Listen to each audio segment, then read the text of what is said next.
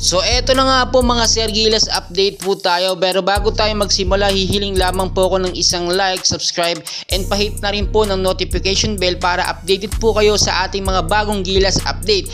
So Justin Brawley po, mas lalong tumaas ang popularity rate or kasikatan sa mga Pilipino matapos ba naman siyang tumira ng buzzer beater shot, no? Ilang segundo ang natitira bago nga po matapos ang laban dito sa fourth quarter ng game. So tirahin po natin yung mga nangyari kahapon na talagang very intense. Lahat po siguro tayo nakapanood, no? At talagang tinutukan yung magiging laban o yung naging laban nga po ng China at ng Gilas Pilipinas. So wala po ang naging lutong laban, no? Meron man semi-luto lang, no? Dahil nakita nyo naman yung referee natulala na lang, wala nang nagawa dahil nga po sa sobrang intense ng laban. So ang nangyari po first quarter ng game, no? Talagang tinutukan po natin eto nga pong first 5 ng Gilas Pilipinas, which is alam naman natin hindi na binago ni Coach Tim Con. Pasok po, no, sa ating first 5. Ito nga po si Chris Newsome, Scotty Thompson, Junmar Fajardo at Calvin Obtana at Justin Brawley. Yung first 2 points po nakuha ng China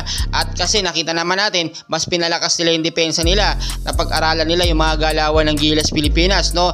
Nag early timeout na rin doon si Coach Tim Con dahil nakadalawang sunod na tres na ang kupunan ng China, which is medyo nakakabahala na yun, no? Kapag kaganon, alam nyo si Coach Tim Con talaga sobrang nag-aalala yan, kaya kapag kami alanganin na or nakaka-score na ng sobra ang kupunan nga po ng China, nagpapa-time out po siya kahit maaga pa yan. Under 6 minutes, no, 11 points na po ang lamang ng China sa atin, which is alam naman natin medyo mataas na. 11 points na 6 minutes na lang ang natitira dito sa first quarter ng game. So kayang-kaya pa pong habulin niya, no? At nakita nyo naman yung referee, konting foul lang po, tinatawagan na. Si Scotty nga, nakita nyo naman, no? Lagi na foul. Pero magkagawin man kasi syempre tinututukan talaga ng referee yung magiging galawan dyan ng Gilas sa Pilipinas natin para nga dun sa sinasabi natin posibleng maging lutong laban. So hindi naman po masyadong nangyari yon dahil nga sa sobrang intense ng laban, no? Dahil kung 11 points po naibaba po ng Gilas Pilipinas sa 2 points na lang ang lamang bago nga po matapos itong first quarter ng game. Sa score nga po na 19-17. 17 ng Gilas, 19 naman ang kupunan ng China. So yung pagdating naman ng second quarter ng game, mas lalong uminit yung laban. Itong China sunod-sunod na ang tres na ginagawa. Tapos mas lumakas pa ang depensa nila. Ang ating Gilas Pilipinas medyo nangangapa at medyo nahihirapan sa mga ganong pagkakataon. Nakita nyo din, no? At medyo wala sa kondisyon yung mga kamay ni Justin Brawley pagdating nga po dito sa second quarter ng game, which is talagang nag-lead doon sa kupunan ng China para makaangat po ng sobrang lamang nila. Kung mapapansin nyo din po, no, talagang medyo nahirapan tayo sa depensa dahil napakatatangkad po ng mga player po ng China. Talagang napakahirap po depensahan kapag ganito po ang kalaban natin, sobrang tatangkad po talaga.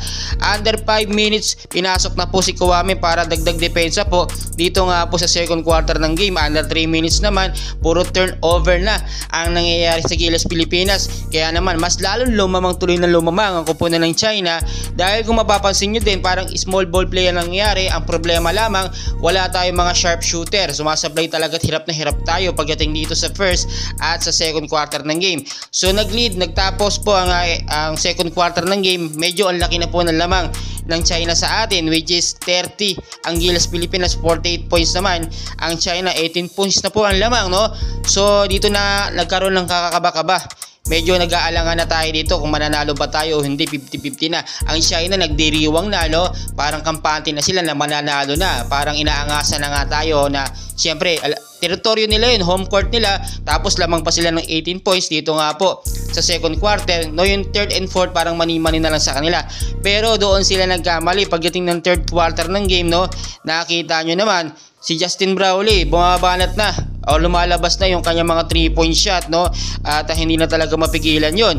Lumalakas na rin pa kaunti-unti ang depensa ng Gilas Pilipinas dito sa third quarter ng game. So natapos yung third quarter ng game sa score nga po na 50 at 62 naman ang kuponan ng China, which is naibaba ng 6 points yung pagkalamangan doon sa second quarter. 12 points na lamang dito sa third quarter ng game. So pagdating po ng very crucial intense game yung fourth quarter na, lahat po tayo tutok na tutok at hindi na umiihi, no, dahil sobrang kabang-kaba na tayo. Justin Brownlee ba naman nagpaulan ng sunod-sunod na tres dito nga po sa fourth quarter ng game. Ganito po si Justin Brownlee kapag very intense and crucial game talaga. In the last 20 seconds nga po ay tumira ng isang malupitang tres si Justin Brownlee na nag-lead nga po sa pagkalamang natin ng 1 puntos sa koponan ng China. Kaya po pasok tayo sa finals at mga kalaban natin ng koponan ng Jordan, and please suportahan lamang natin ng Gilas Pilipinas, no. Sana po ay makakuha tayo ng gold medal sa final games kontra sa Jordan. Maraming salamat po.